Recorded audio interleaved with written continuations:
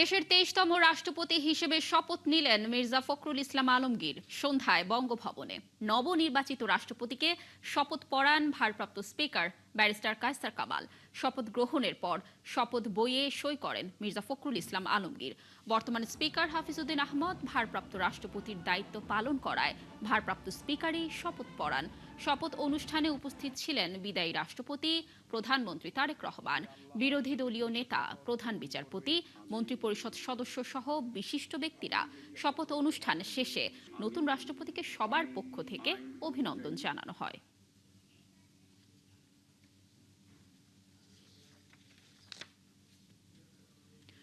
দর্শক, এই মুহূর্তে বঙ্গভবনের সামনে রয়েছেন আমাদের সহকর্মী মোহাম্মদ হোসেন। আমরা তার সাথে যুক্ত হব আরো বিস্তারিত তথ্য জানার জন্য। হোসেন, আমরা দর্শকদেরকে যেমনটি জানাচ্ছিলাম যে শপথ গ্রহণ তো ইতোমধ্যেই শেষ হয়ে গেছে। অতিথিরা তো এখনো বঙ্গভবনের ভেতরে রয়েছেন। এরপর আসলে কি আনুষ্ঠানিকতা রয়েছে এবং বঙ্গভবনের সার্বিক পরিস্থিতি আসলে আপনার কাছ থেকে জানতে চাচ্ছি। লাবণী, দেশের ২৩তম রাষ্ট্রপতি হিসেবে শপথ নেওয়ার মধ্য দিয়ে মির্জা ফখরুল ইসলাম আলমগীর তার যে দীর্ঘ রাজনৈতিক জীবন, সেই রাজনৈতিক জীবনের ইতি ঘটিয়ে দেশের সর্বোচ্চ সাংবিধানিক পদে অধিষ্ঠিত হলেন এবং এরই মধ্য দিয়ে কিন্তু দেশের গণতান্ত্রিক ইতিহাস এবং নির্বাচনী ব্যবস্থার ইতিহাসে একটি নতুন মাইল ফলক হিসেবে যুক্ত হলো। ইতিমধ্যেই তিনি শপথ নিয়েছেন এবং তার শপথ নেওয়ার পরপরই কিন্তু ৪ জন পূর্ণমন্ত্রী এবং ২ জন প্রতিমন্ত্রীও কিন্তু তার নতুন নবনির্বাচিত রাষ্ট্রপতি মির্জা ফখরুল ইসলাম আলমগীরের কাছ থেকে শপথ নিয়েছেন এবং এরই মধ্যে কিন্তু সব ধরনের আনুষ্ঠানিকতা শেষ হয়েছে। যারা আমন্ত্রিত অতিথিরা ছিলেন আজকের এই অনুষ্ঠানে, শপথ গ্রহণ অনুষ্ঠানে, সেই অনুষ্ঠানস্থল থেকে অর্থাৎ বঙ্গভবন থেকে তারা একে একে বেরিয়ে যাচ্ছেন। আমি একটু আমার সাথে আমার সহকর্মী মোহন, তিনি আজকে সারাদিন এই নতুন রাষ্ট্রপতির শপথ গ্রহণ অনুষ্ঠান থেকে শুরু করে পুরো বিষয়ে সার্বিক বিষয় দেখভাল করছিলেন, নতুন আপডেট দিচ্ছিলেন। সেই জায়গা থেকে মোহন ইসলামের সাথে একটু কথা বলবো। মোহন, নতুন রাষ্ট্রপতি শপথ নিলেন এবং সেই সাথে ৪ জন মন্ত্রী এবং ২ জন প্রতিমন্ত্রী শপথ দিয়েছেন নতুন রাষ্ট্রপতির কাছ থেকে। বিষয়টি কিভাবে দেখছেন এবং যারা নতুন সদস্য এসেছেন, মন্ত্রিসভার সদস্য হিসেবে যুক্ত হয়েছেন, তাদের বিষয়টি আসলে কিভাবে দেখছেন এই রদবদল কিংবা নতুন যুক্ত হওয়ার ক্ষেত্রে? হোসেন, আপনাকে ধন্যবাদ। আপনি জানেন মির্জা ফখরুল ইসলাম আলমগীর যখন গতকাল সংসদে রাষ্ট্রপতি পদে নির্বাচিত হন, তারপরে কিন্তু একটা ভ্যাকুয়াম ক্রিয়েট হয়। অর্থাৎ আজকে শপথ নেওয়ার পর কিন্তু তার যে মন্ত্রণালয় ছিল, তিনি যেই মন্ত্রণালয়ের মন্ত্রী ছিলেন এলজিআরডি সহ, তার আসলে কিন্তু সম্পূর্ণ ফাঁকা হয়ে গিয়েছে। ফলে যে বিষয়টা দাঁড়াচ্ছে, তার যেহেতু মন্ত্রণালয় আপনার শূন্য হয়েছে, সেই মন্ত্রণালয়তে একজন মন্ত্রীর প্রয়োজন রয়েছে। যদিও প্রতিমন্ত্রী আছেন, সেক্ষেত্রে সরকারের যে মেকানিজম, সেই জায়গা থেকে যেই মন্ত্রী রদবদলের কথা বলছেন আপনি, সরকারের ১৮০ দিনের একটা কর্মসূচি ছিল, সেই জায়গাতে সরকার কিন্তু বলছিল, সরকার প্রধান বা তার উপদেষ্টারা, যে তার বিবেচনায় তারা সেই পদ্ধতিগুলো বা ব্যবস্থা নেবেন। এবং আমরা দেখলাম যে একজন প্রতিমন্ত্রীকে কিন্তু পূর্ণমন্ত্রী করা হয়েছে, রশিদুজ্জামান মিল্লাতকে, এবং নতুন ৩ জন মন্ত্রীকে শপথ পড়ানো হয়েছে। এর মধ্যে মঈন খান রয়েছেন, আন্দালিব রহমান পার্থ রয়েছে।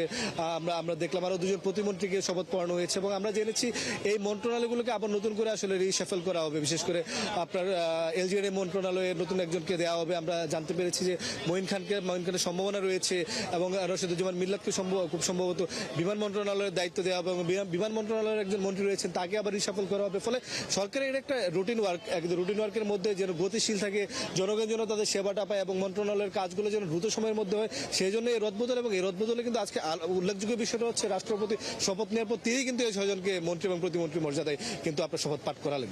বান্দরবানের জেলা বিএনপির আহ্বায়ক চাচিংপুর জেরি এই মন্ত্রিসভার নতুন সদস্য হিসেবে যুক্ত হলেন।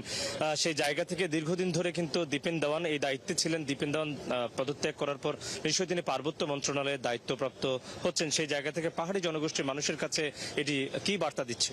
হোসেন, আপনি জানেন হয়তো আমাদের যে পাহাড়ের যে আপনার নৃগোষ্ঠীগুলো রয়েছে, তাদের সাথে একটি চুক্তি রয়েছে, শান্তি চুক্তি।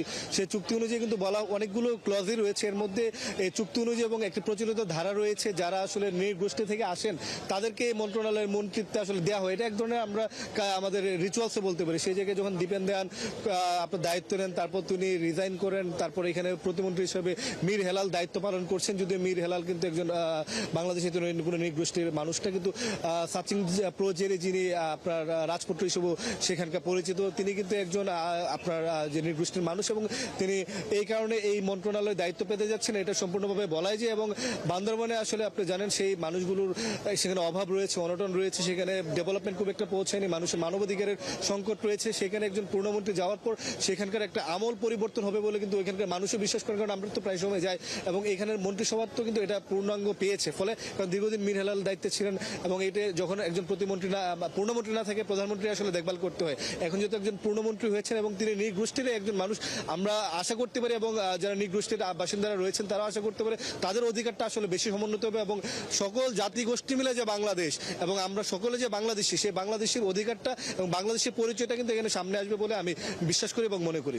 প্রতিমন্ত্রীদের মধ্যে শামীম কায়সার লিঙ্কন ছাড়াও কিন্তু একজন প্রতিমন্ত্রী, যিনি প্রতিমন্ত্রী পদমর্যাদা একজন উপদেষ্টা হুমায়ুন কবির, তিনি প্রতিমন্ত্রী হিসেবে শপথ নিয়েছেন। সেই জায়গা থেকে হুমায়ুন কবিরের এই নতুন করে মন্ত্রিসভায় যুক্ত হওয়ার বিষয়টি আপনি কিভাবে দেখছেন? আমরা যতটুকু জানি হোসেন তিনি আসলে পররাষ্ট্র প্রতিমন্ত্রীর দায়িত্ব নিচ্ছেন এবং পররাষ্ট্র প্রতিমন্ত্রী কিন্তু একজন ইতিমধ্যে আছেন, সাবা ওবায়দ তিনি আছেন, আবার দুজন দলের প্রতিমন্ত্রী হচ্ছেন একই মন্ত্রণালয়। এবং আপনি জানেন যে আমাদের যে পূর্ণমন্ত্রী রয়েছেন মানে পররাষ্ট্রমন্ত্রী ডক্টর খলিলুর রহমান, তিনি কিন্তু 81তম যে অধিবেশন বা আমাদের যে ইউএন হবে সে জাতিসংঘের কিন্তু তিনি প্রেসিডেন্ট নির্বাচিত হয়েছেন এবং প্রায় 40 বছর পর আমরা সেই সম্মান অর্জন করতে পেরেছি খলিলুর রহমানকে দিয়ে এবং এই সরকারের অধীনে।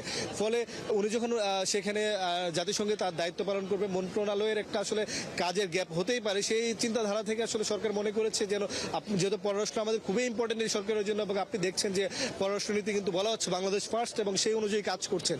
ফলে কোনো ধরনের আমলাতান্ত্রিক জটিলতা যেন না হয় সেজন্য তাকে উপদেষ্টা থেকে প্রতিমন্ত্রী মর্যাদায় প্রতিমন্ত্রী হিসেবে নিয়ে আসা হয়েছে। যদিও তিনি প্রতিমন্ত্রী মর্যাদায় ছিলেন কিন্তু একবার সরাসরি প্রতিমন্ত্রী পদে নিয়ে আসা হয়েছে যেন কোনো ধরনের আমলাতান্ত্রিক জটিলতা বা কোনো গ্যাপ না থাকে, সেটা আমার মনে হয়। আজকে সারাদিন এবং বিগত কয়েকদিন ধরে যেই বিষয়টি সব থেকে বেশি আলোচিত ছিল নতুন রাষ্ট্রপতির বিষয়টি, মির্জা ফখরুল ইসলাম আলমগীর, আপনি জানেন যে দীর্ঘ 1.5 দশকের বেশি সময় ধরে তিনি কিন্তু বিএনপি মহাসচিবের দায়িত্ব পালন করেছেন এবং 4 দশকের বেশি সময় ধরে কিন্তু রাজনীতিতে তিনি আছেন। একেবারে তৃণমূল থেকে উঠে আসা একজন নেতা, একজন রাজনীতিবিদ, তিনি আজকে নতুন রাষ্ট্রপতি হিসেবে শপথ নিয়েছেন। তার শপথ নেয়ার মধ্য দিয়ে তার কাছ থেকে মানুষের প্রত্যাশা কি হতে পারে এবং অপরাপর যে রাজনীতিবিদরা রয়েছেন, বিশিষ্টজনরা রয়েছেন, তারা এই বিষয়টি কিভাবে দেখছেন?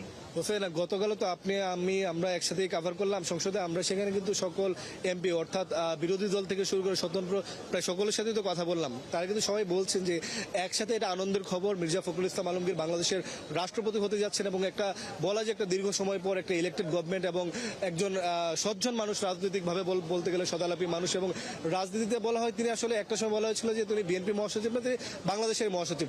বলতে গেলে তিনি সকল মানুষের অধিকার এবং সকল মানুষের কথা তিনি রেখে সামনে দিনগুলোতে গণতন্ত্র প্রতিষ্ঠার ক্ষেত্রে উনি ভূমিকা রাখবেন বলে আমরা মনে করি এবং সরকারের বা বিরোধী দলের এমপিরা মনে করেন। মোহন, আপনাকে ধন্যবাদ। লাবণী, আমরা কথা বলছিলাম আমাদের সহকর্মী, তিনি কয়েকদিন ধরেই, মোহন ইসলাম, তিনি কয়েকদিন ধরে কিন্তু এই রাষ্ট্রপতির নানান খবরাখবর নিচ্ছিলেন এবং আজকের যে মন্ত্রিসভার সদস্য নতুন 6 জন সদস্য যুক্ত হলেন তাদের বিষয়ে তিনি কিন্তু বিস্তারিত জানালেন। কিন্তু বলে রাখা ভালো যে এই যে নতুন রাষ্ট্রপতি তিনি যে শপথ নিলেন এবং তার কাছ থেকে জনপ্রত্যাশা যেমন রয়েছে, চ্যালেঞ্জও তেমনি রয়েছে। কারণ একজন রাজনীতিবিদ হিসেবে রাষ্ট্রের যে কোনো সংকটকালীন মুহূর্তে যেই অন্য কোনো ডিসিপ্লিন থেকে আসা যে কারো থেকেই এই রাষ্ট্রপতি, নতুন রাষ্ট্রপতি নিঃসন্দেহে একটি ভালো জায়গায় দেশকে নিয়ে যেতে পারবে। তো লাবণী, এই ছিল আমার কাছে বঙ্গভবন থেকে নতুন রাষ্ট্রপতি যে নির্বাচিত হলো মির্জা ফখরুল ইসলাম আলমগীর এবং অপরাপর যে মন্ত্রিসভার সদস্য যুক্ত হলেন তাদের বিষয়ে সবশেষ খবর। হোসেন, ধন্যবাদ আমাদের সাথে যুক্ত থাকার জন্য। দর্শক, বঙ্গভবন এলাকার সর্বশেষ পরিস্থিতি জানানোর চেষ্টা করছিলেন আমাদের সহকর্মী। বিএনপি সরকারের মন্ত্রিসভায় হলো প্রথম রদবদল। মন্ত্রিসভায় যুক্ত হয়েছে নতুন 5 সদস্য সন্ধ্যায় বঙ্গভবনে। রাষ্ট্রপতির শপথের পরই মন্ত্রিসভার নতুন 5 সদস্য শপথ নেন। নতুন রাষ্ট্রপতি মির্জা ফখরুল ইসলাম আলমগীর তাদের শপথ পড়ান। মন্ত্রিসভায় জায়গা পাওয়া 5 সদস্য হলেন ডক্টর আব্দুল মঈন খান, বাংলাদেশ জাতীয় পার্টি বিজেপির চেয়ারম্যান আন্দালিব রহমান পার্থ, সাচিং প্রু জেরি, হুমায়ুন কবির ও মোহাম্মদ শামীম কায়সার লিঙ্কন। এছাড়া প্রতিমন্ত্রী এম রশিদুজ্জামান মিল্লাত মন্ত্রী হিসেবে শপথ নিয়েছেন। এর মধ্যে 4 জন মন্ত্রী এবং 2 জন প্রতিমন্ত্রী হিসেবে শপথ নিয়েছেন। শপথ নেওয়ার পর তারা বঙ্গভবনে রাখা বইয়ে সই করেন। মহামান্য রাষ্ট্রপতিকে বিনীত অনুরোধ জানাচ্ছি। আমি বাংলাদেশের নতুন রাষ্ট্রপতি মির্জা ফখরুল ইসলাম আলমগীরকে অভিনন্দন জানিয়েছেন ভারতের রাষ্ট্রপতি দ্রৌপদী মুর্মু। আজ এক বার্তায় এই অভিনন্দন জানান তিনি। নতুন রাষ্ট্রপতির দীর্ঘ রাজনৈতিক জীবনের অভিজ্ঞতা বাংলাদেশের জনগণের সেবায় নতুন যুগ সূচনা করবে বলে আশা করেন ভারতের রাষ্ট্রপতি। দ্রৌপদী মুর্মু উল্লেখ করেন, ভারত ও বাংলাদেশের সম্পর্ক একটি অনন্য বন্ধন। তিনি বলেন, সাম্প্রতিক বছরগুলোতে দুদেশের সহযোগিতা নানা ক্ষেত্রে বেড়েছে। নতুন রাষ্ট্রপতি দায়িত্ব নেওয়ায় বাংলাদেশ ভারত সম্পর্ক আরও শক্তিশালী হবে বলে আশা করেন তিনি। সবশেষে বাংলাদেশের রাষ্ট্রপতির সুস্বাস্থ্য এবং বাংলাদেশের জনগণের সমৃদ্ধি কামনা করেন ভারতের রাষ্ট্রপতি। বিএনপির ভারপ্রাপ্ত মহাসচিব হয়েছেন রুহুল কবির রিজভী। গত দশকে স্বৈরাচার বিরোধী আন্দোলনের অন্যতম মুখ ছিলেন তিনি। দায়িত্ব পাওয়ার পর বললেন, তৃণমূলকে নিয়ে এগোবেন তিনি। অঙ্গীকার করেন তৃণমূলের সাথে জাতীয় পর্যায়ের দূরত্ব ঘুচিয়ে আনার। কথা প্রসঙ্গে রিজভী জানান, লড়াই সংগ্রামের সময় কবে গ্রেফতার হবেন আগে ভাগেই বুঝতে পারতেন তিনি। মাহিলা ইসলামের রিপোর্ট।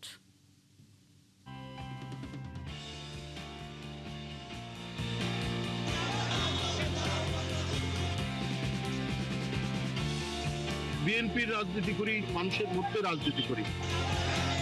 17 বছরের রাজনৈতিক পথ চলায় গ্রেফতার, মামলা আর নির্যাতন কোনোটিই রুহুল কবির রিজভীকে রাজপথ থেকে সরাতে পারেনি। পুলিশের নজরদারি ছিল নিত্যসঙ্গী। কখন গ্রেফতার হতে হবে সেই শঙ্কাও ছিল সব সময়।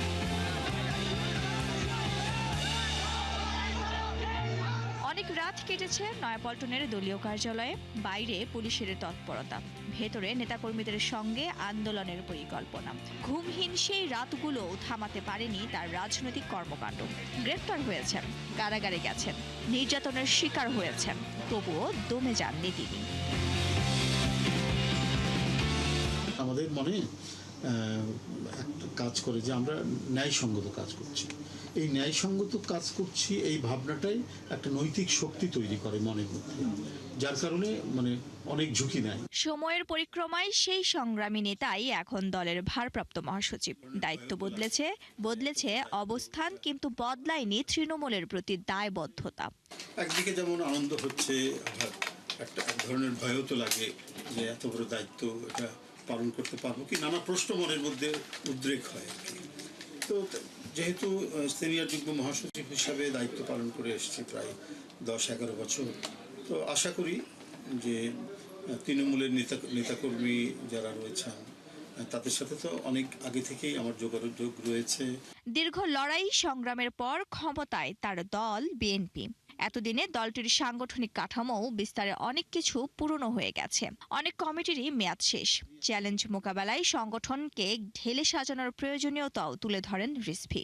সেটা জেলা ইউনিট, মহানগর ইউনিট, বিভিন্ন ইউনিট এবং তার অধীনস্থ যে উপজেলা পৌরসভা যে ইউনিটগুলো আছে তারা এই ধরনের তৎপরতা চালিয়ে যাবে।